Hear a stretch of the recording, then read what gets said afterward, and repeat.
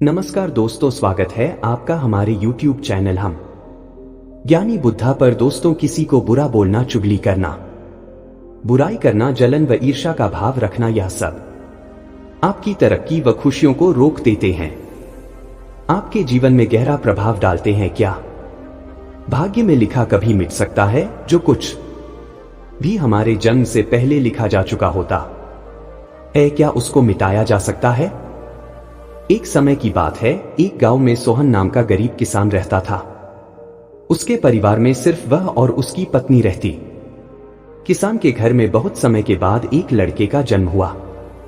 किसान और उसकी पत्नी बहुत खुश थे। सभी आसपास के लोग किसान को बधाई देने के लिए आ रहे थे। एक दिन सुबह का वक्त था, तभी किसान के घर के बाहर से एक महात्मा ने भिक्षा के लिए आवाज लगाई। किसान के घर में आज खुशी का दिन था, इसलिए उसने महात्मा को अंदर बुला लिया और उन्हें बैठने के लिए कहा। जब महात्मा बैठ गए तो किसान ने महात्मा से कहा, गुरुवर, हमारे घर में बहुत समय के बाद बच्चे का जन्म हुआ है, आप कृपया करके इसका नामकरण कर दीजिए। महात्मा ने जैसे ही बच्चे को अपनी गोद में उठाया, तभी महात्मा ने देखा कि बच्चे की बाजू पर एक चिन्ह बना हुआ है जो राजयोग को दर्शाता है। महात्मा बच्चे की बाजू के ऊपर चिन्ह देखकर हैरान रह गया। किसान ने जब महात्मा को हैरान परेशान देखा तो उसने कहा, गुरुवर, क्या बात है? आप इतना परेशान क्यों नजर आ रहे हो? महात्मा ने कहा, बेटा, मैं परेशान नहीं हूं, बल्कि मैं तो बहुत खुश हूं, क्योंकि तुम्हारा बेटा बहुत किस्मत वाला है।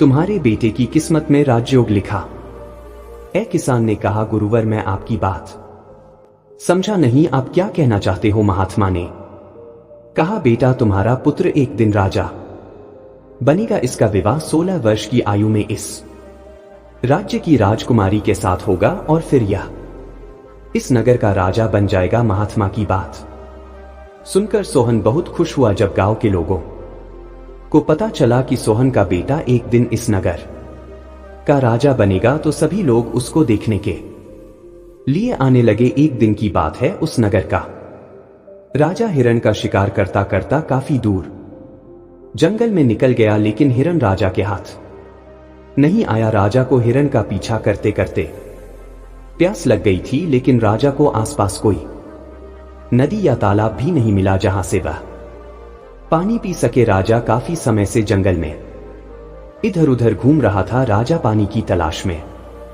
भटकता हुआ उसी गांव में पहुंच गया जहां सोहन रहता था। तभी राजा की नजर एक महात्मा के ऊपर पड़ी। राजा ने महात्मा से पानी मांगा। महात्मा ने राजा को रुकने के लिए कहा और अपनी कुटिया के अंदर से पानी लेने के लिए चले गए। महात्मा ने पानी लाकर राजा को दिया। राजा पानी पीने लगा। पानी पीने के बाद राजा ने देखा कि बहुत सारे लोग बाहर इकट्ठे होकर जा रहे थे। राजा ने महात्मा से उन लोगों के बारे में पूछा तो महात्मा ने कहा, यह सभी सोहन के घर जा रहे हैं, क्योंकि उसके घर में एक बहुत ही किस्मत वाले बच्चे का जन्म हुआ है और एक बहुत ज्ञानी महात्मा ने उसके बारे में भविष्यवाणी की है। राजा ने पूछा, बाबा, ऐसी कौन सी भविष्यवाणी की है जिसके कारण सभी लोग वहां जा रहे हैं? महात्मा ने कहा, ज्ञानी एक महात्मा ने बताया है कि जब सोहन का बेटा 16 साल का होगा तो उसका विवाह इस राज्य के राजा की पुत्री के साथ होगा और उसका पुत्र इस राज्य का राजा बनेगा। महात्मा की बात सुनकर राजा को बहुत गुस्सा आया कि आखिर एक मामूली किसान का बेटा उसकी पुत्री के साथ विवाह कैसे कर सकता है। राजा ने महात्मा से कहा, महात्मा जी, मैं ही इस राज्य का राजा हूं और आप क्या सोचते हो, एक मामूली किसान के बेटे के साथ मैं अपनी बेटी की शादी कर दूंगा। महात्मा ने कहा, राजन, जो इस बच्चे के भाग्य में लिखा है उसे कोई नहीं मिटा सकता। राजा को अपनी ताकत पर बहुत घमंड था। उसने कहा, महात्मा जी, मैं भगवान का लिखा हुआ आपको मिटाकर दिखाऊंगा। महात्मा ने मुस्कुराते हुए कहा, राजन, मैं भी यही हूं और आप भी यही हैं, देखते हैं। राजा ने महात्मा को प्रणाम किया और वापस अपने राजमहल चला गया। रात को राजा को नींद नहीं आ रही थी। वह यही सोच रहा था कि किसी भी हालत में उस बौद्ध भिक्षुक की भविष्यवाणी को सच नहीं होने देनी है। अगले दिन राजा अपना वेश बदल सोहन के गांव में पहुंच गया। लोगों से पूछता पूछता राजा सोहन के घर पहुंचा। राजा ने सोहन के घर के बाहर जाकर उसे आवाज लगाई। सोहन उसकी आवाज सुनकर घर से बाहर आया और उससे पूछा, आप कौन हो और किस लिए आए हो? राजा ने कहा, मैं सेठ हूं और मेरे खुद के कपड़े का व्यापार भी है और पास के ही गांव में रहता हूं। मैंने लोगों से सुना है कि तुम्हारे घर में एक किस्मत वाले बच्चे का जन्म हुआ है और उसकी किस्मत में योग लिखा हुआ है। सोहन ने कहा, हां सेठ जी, आपने सही सुना है। राजा ने सोहन से कहा, अगर तुम बुरा ना मानो तो एक बात कहूं। सोहन ने कहा, हां सेठ जी बोलो। राजा ने कहा, तुम अपना बच्चा मुझे दे दो, इसके बदले में मैं तुम्हें बहुत सारा धन दूंगा और तुम्हारे बच्चे का पालन पोषण भी करूंगा। सोहन की पत्नी ने कहा, नहीं सेठ जी, मैं अपना बच्चा आपको नहीं दे सकती। राजा ने कहा, तुम एक मामूली से किसान हो, तुम अपने बच्चे का पालन पोषण अच्छी तरह से कैसे कर सकोगे? सोहन ने सेठ की बात सुनकर कहा, हां सेठ जी, आप ठीक कहते हो, हम इस बच्चे का पालन पोषण अच्छी तरह से नहीं कर सकेंगे। सोहन की बात सुनकर उसकी पत्नी ने कहा, ठीक है सेठ जी, मैं आपको अपना बच्चा देने के लिए तैयार हूं, लेकिन जब यह 16 साल का हो जाएगा तब आप मुझे इसे वापस कर दोगे। राजा ने कहा, हां ठीक है, जब तुम्हारा बच्चा 16 वर्ष का हो जाएगा तो मैं इसे तुम्हें वापस कर दूंगा। यह कहकर राजा ने बच्चे को ले लिया और वहां से चला गया। राजा अपने साथ बच्चे को लेकर एक नदी पर पहुंचा। राजा ने सोचा था कि वह बच्चे को नदी में छोड़ देगा और उसकी मृत्यु हो जाएगी, लेकिन बच्चे का मासूम चेहरा देखकर उसको नदी में छोड़ने की हिम्मत नहीं हुई। बहुत सोचने के बाद राजा ने लकड़ी का एक संदूक लिया और बच्चे को संदूक में बंद करके पानी में बहा दिया। राजा ने सोचा, संदूक गहरी नदी में जाकर अपने आप ही डूब जाएगा और यह बच्चा मर जाएगा। यह सोचकर राजा अब निश्चित होकर वापस राजमहल में चला गया कि अब यह बच्चा वापस नहीं आएगा और मेरी बेटी के साथ इसकी शादी भी नहीं होगी। मैंने भाग्य का लिखा हुआ मिटा दिया। उधर वह संदूक बहता हुआ एक नदी के किनारे पर पहुंचा, जहां पर एक पंडित सूर्य देवता को जल चढ़ा रहे थे। उस पंडित ने जब संदूक को खोलकर देखा तो उसके अंदर एक बच्चे को देख वह हैरान हो गए। उस पंडित की कोई संतान नहीं थी। पंडित उस बच्चे को अपने घर ले गया। पंडित की पत्नी बच्चे को देखकर बहुत खुश हुई। उसने जब पंडित से पूछा कि यह बच्चा किसका है, तो पंडित ने उसको बच्चे के बारे में बताया कि कैसे वह उस नदी में बहता हुआ मिला है। पंडित और उसकी पत्नी ने बच्चे के लिए भगवान को हाथ जोड़कर धन्यवाद किया। अब वह बच्चा पंडित के घर में पलने लगा। पंडित उस लड़के का नाम सुरेश रखा था। इसी धीरे धीरे 16 वर्ष बीत गए। सुरेश बहुत ही समझदार और बुद्धिमान था। एक दिन सुरेश को अध्यापक पढ़ा रहा था। अध्यापक जो कुछ भी पूछता सुरेश तत्काल उसका जवाब देता। यह देखकर अध्यापक ने सुरेश को कहा, तुम तो बहुत ही समझदार और ज्ञानी हो, तुम आगे चलकर बहुत बड़े आदमी बनोगे। अध्यापक सुरेश की प्रशंसा कर रहा था कि तभी वहां से वही राजा गुजर रहा था जो किसी दूसरे राज्य में किसी काम से जा रहा था। राजा ने जब सुरेश की तरफ देखा तो राजा वहीं पर रुक गया। राजा ने सुरेश से पूछा, बेटा तुम कौन हो और कहां रहते हो और तुम्हारे पिताजी का नाम क्या है? सुरेश ने कहा, महाराज मैं पंडित हरिलाल का पुत्र हूं। यह पूछकर राजा वहां से चला गया।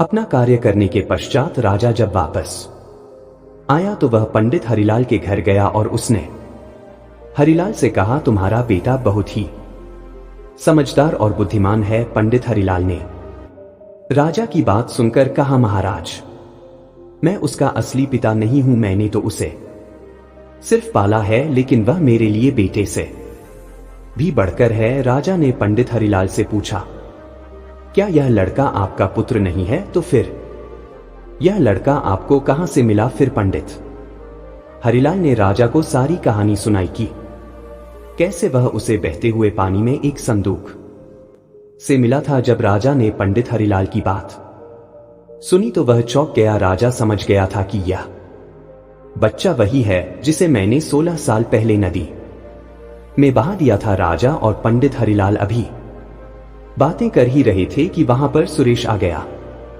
राजा ने सुरेश को देखा तो उसने पंडित हरिलाल से कहा, पंडित जी मुझे आगे किसी काम से जाना है। अगर आप अपने बेटे के हाथों मेरी एक चिट्ठी महारानी तक पहुंचा दो तो मैं उसको सोने की 50 मोहरें दूंगा। सुरेश ने यह सुनकर राजा से कहा, हां महाराज, क्यों नहीं, मैं आपकी चिट्ठी जरूर पहुंचा दूंगा। राजा ने चिट्ठी में चुपचाप एक संदेश लिखा और चिट्ठी के ऊपर मोहर लगा दी और चिट्ठी सुरेश को पकड़ा दी और कहा कि बेटा यह लो, यह रानी तक पहुंचा देना। सुरेश चिट्ठी लेकर चला गया।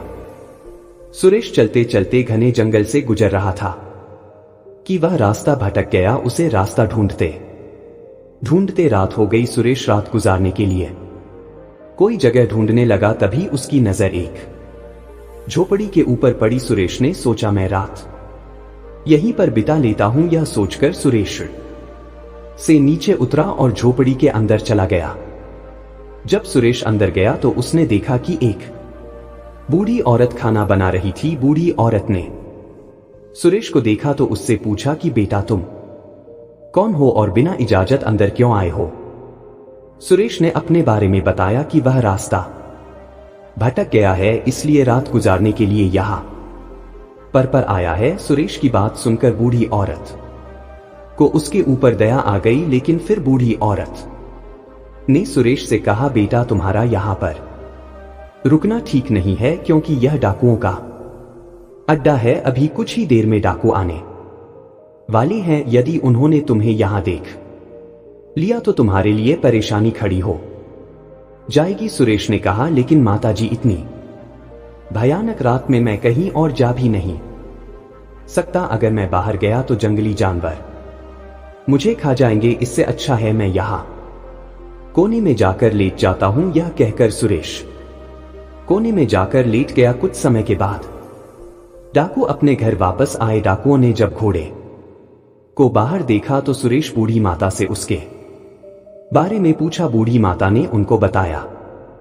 कि इसका का नाम सुरेश है। यह बहुत ही नेक दिल बच्चा है और यह राजा के काम से राजमहल जा रहा है। जब डाकुओं ने यह सुना तो उन्हें कुछ संदेह हुआ। वह राजा की हरकतों के बारे में जानते थे, इसलिए उन्होंने सुरेश की जेब से चिट्ठी निकाली और उसे पढ़ने लगे। जैसे ही डाकुओं ने वह चिट्ठी पढ़ी तो वह सब समझ गए। बूढ़ी माता ने उनसे पूछा, चिट्ठी में क्या लिखा है? उनमें से एक डाकू ने बताया कि चिट्ठी में लिखा है कि जैसे ही यह लड़का तुम्हारे पास पहुंचे इसको उसी समय मरवा कर कहीं दूर दफना देना। यह काम मेरे पहुंचने से पहले हो जाना चाहिए। बूढ़ी माता ने जब यह बात सुनी तो बोली, यह राजा कितना दुष्ट है, जिसके हाथों चिट्ठी भिजवा रहा है उसी को मरवाने का आदेश भी दे रहा है। यह सोचकर बूढ़ी माता ने सोचा कि मुझे इस मासूम को बचाना चाहिए। उसने डाकुओं से कहा। तब डाकुओं ने दूसरी चिट्ठी लिखकर उस चिट्ठी से बदल दी और वापस सुरेश की जेब में रख दी। इसके बाद डाकू वहां से चले गए। सुबह होते ही सुरेश उठा और बूढ़ी माता को धन्यवाद देकर वहां से चला गया। सुरेश कुछ समय के बाद ही राजमहल पहुंच गया और उसने चिट्ठी महारानी को दे दी। महारानी ने चिट्ठी पढ़ी तो चिट्ठी में लिखा था कि यह लड़का बहुत ही बुद्धिमान और ज्ञानी है। यह राजकुमारी से विवाह करने लायक है, इसलिए मेरे आने से पहले ही तुम इसका विवाह राजकुमारी से कर दो। महारानी सोचने लगी कि आखिर ऐसे कैसे महाराज किसी अनजान से राजकुमारी का विवाह कर सकते हैं। लेकिन फिर उसने देखा कि चिट्ठी पर राजा की मोहर भी लगी हुई थी, इसलिए यह लड़का झूठ नहीं बोल सकता। यह सोचकर महारानी ने राजकुमारी का विवाह उस सुरेश से कर दिया। कुछ दिनों के बाद जब राजा वापस आया तो उसे पता लगा कि उसकी पुत्री का विवाह उसी युवक सुरेश से हो गया है। यह सुनते ही राजा गुस्से से आग बबूला हो गया और उसने महारानी से पूछा, तुमने यह सब क्यों किया? तब महारानी ने बताया कि महाराज, जैसा कि आपने चिट्ठी में लिखा था मैंने वैसा ही किया है। राजा ने महारानी को चिट्ठी दिखाने के लिए कहा। जब महारानी ने चिट्ठी दिखाई तो राजा ने चिट्ठी में कुछ और ही लिखा पाया। यह देखकर राजा ने गुस्से में सैनिकों को कहा, जाओ और जाकर सुरेश को पकड़ कर लाओ। सैनिक तुरंत गए और सुरेश को पकड़ कर ले आए।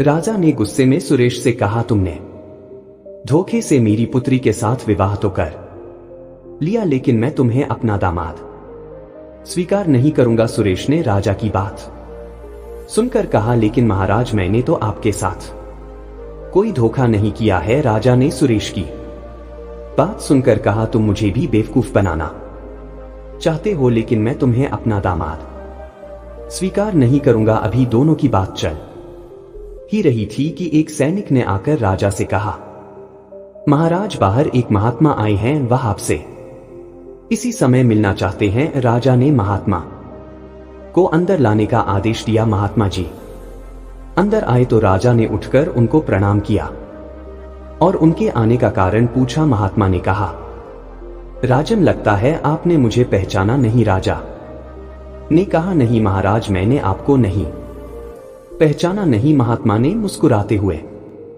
कहा, राजन, मैं वही हूं जिसे तुम आज से 16 वर्ष पहले भाग्य का लिखा मिटाने की बात बोलकर आए थे। जैसे ही महात्मा ने यह बात कही, राजा एकदम से चौंक गया। उसे सब कुछ याद आ गया। महात्मा ने मुस्कुराते हुए कहा, क्यों राजन, भाग्य का लिखा मिटा दिया? राजा ने आंखें नीची करके कहा, नहीं महात्मा जी, मैं भाग्य के हाथों हार गया। महात्मा ने कहा, राजन, भाग्य के हाथों कोई नहीं जीत सकता, इसलिए अब सुरेश को अपना दामाद स्वीकार करो और अपना राजपाट उसको दे दो। राजा ने कहा, महात्मा जी, जैसा आपने कहा है वैसा ही होगा। राजा को समझाकर महात्मा जी वहां से चले गए। राजा ने सुरेश से माफी मांगी और सारा राजपाट उसको दे दिया और राजा ने सुरेश के पिता सोहन से भी सुरेश को मिलाया। तो दोस्तों, उम्मीद करता हूं कि आपको यह कहानी पसंद आई होगी। ऐसी और